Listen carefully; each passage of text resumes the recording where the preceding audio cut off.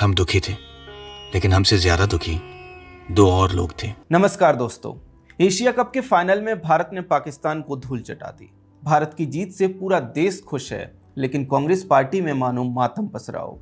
Party के आधिकारिक handle से कोई ट्वीट नहीं किया गया। पार्टी के बड़े नेताओं ने भी मौन साध रखा है। इसके साथ ही शहजादे ने भी इंडियन टीम को बधाई तक नहीं दी। वैसे उनकी बधाई से किसी खिलाड़ी को क्या ही फर्क पड़ता है, लेकिन एक राजनेता से औपचारिकताओं को पूरा करने की अपेक्षा रहती है। और राहुल गांधी की सारी राजनीतिक कलाएं देखने के बावजूद देश को आज भी यह लगता है कि लीडर ऑफ द अपोजिशन एक न्यूनतम राजनीतिक संवाद की औपचारिकता का पालन करेंगे, और इसमें कोई बुराई नहीं है। पर शायद राहुल गांधी ने सार्वजनिक जीवन में औपचारिकताओं और राजनीतिक परंपराओं को तिलांजलि दे दी है। और यह केवल भारतीय क्रिकेट टीम को बधाई न देने तक सीमित नहीं है। देखा जाए तो स्वतंत्रता दिवस पर राष्ट्रीय समारोह या उपराष्ट्रपति के शपथ ग्रहण समारोह में शामिल न होना उनकी इसी मानसिकता को दर्शाता है। दरअसल एशिया कप जीतने पर उन्होंने भारतीय टीम को जो बधाई नहीं दी, वह उनकी इसी सोच का विस्तार है। उन्होंने राम मंदिर प्राण प्रतिष्ठा के अवसर पर मिले निमंत्रण के साथ भी यही किया था। यह उनकी राजनीतिक सोच को कम और उनके सार्वजनिक आचरण को ज्यादा रेखांकित करता है।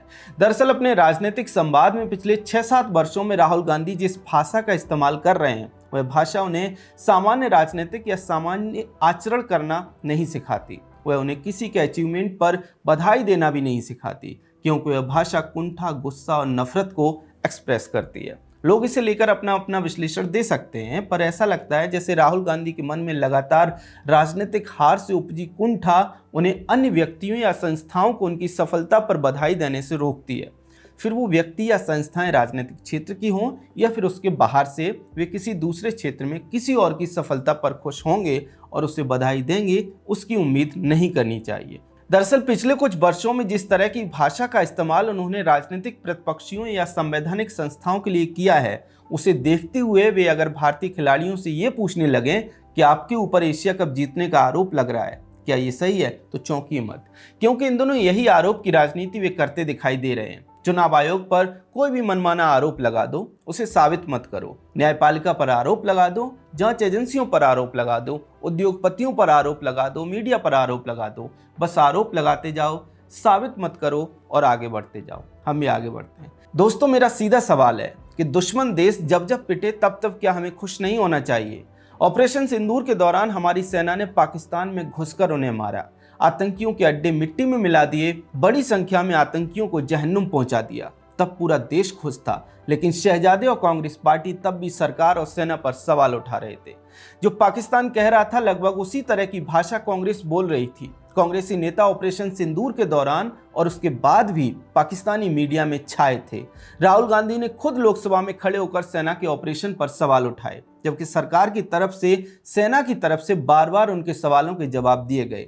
लेकिन प्रोपेगेंडा का मुकाबला तथ्यों से नहीं किया जा सकता, इसलिए वे प्रोपेगेंडा में लगे रहे। इसके अलावा सर्जिकल स्ट्राइक और एयर स्ट्राइक के दौरान भी कांग्रेस पार्टी का रिएक्शन हमने देखा है। हर बार उन्होंने सेना से सबूत मांगे, सेना पर सवाल उठाए, भारत पर सवाल उठाए, और इस बार जब सबूतों का ढेर लगा दिया तो दूसरे मुद्दे क्रिएट कर लिए। मतलब ये कि ऑपरेशन सिंदूर के दौरान उसके बाद भी कांग्रेस पार्टी में मातम पसरा था, और आज जब टीम इंडिया ने क्रिकेट मैदान में पाकिस्तान को धूल चटाई है, तब भी कांग्रेस के अंदर मातम पसरा है। सवाल सीधा है कि पाकिस्तान के ऊपर भारत की कोई भी विजय कांग्रेस को रास क्यों नहीं आती?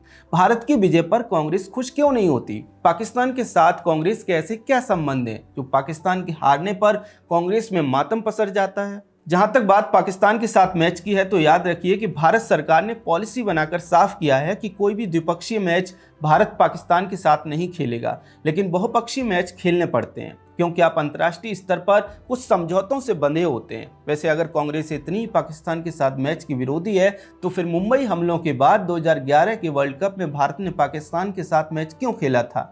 तब तो तत्कालीन प्रधानमंत्री मनमोहन सिंह मैच देखने भी पहुंचे थे। पाकिस्तानी प्रधानमंत्री यूसुफ रजा गिलानी भी आए थे।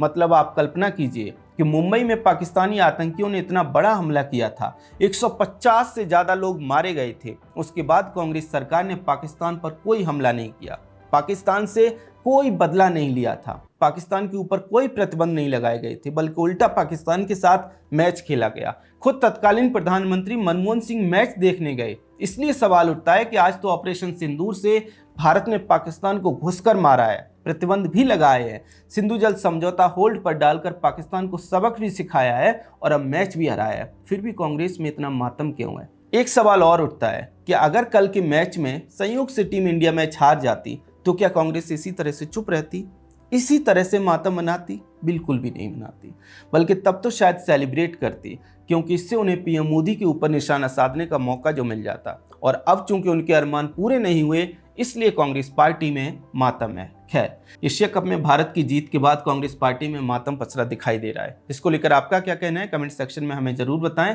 अगर आपको हमारा कंटेंट पसंद आता है तो चैनल को सब्सक्राइब भी कर लें। जय हिंद।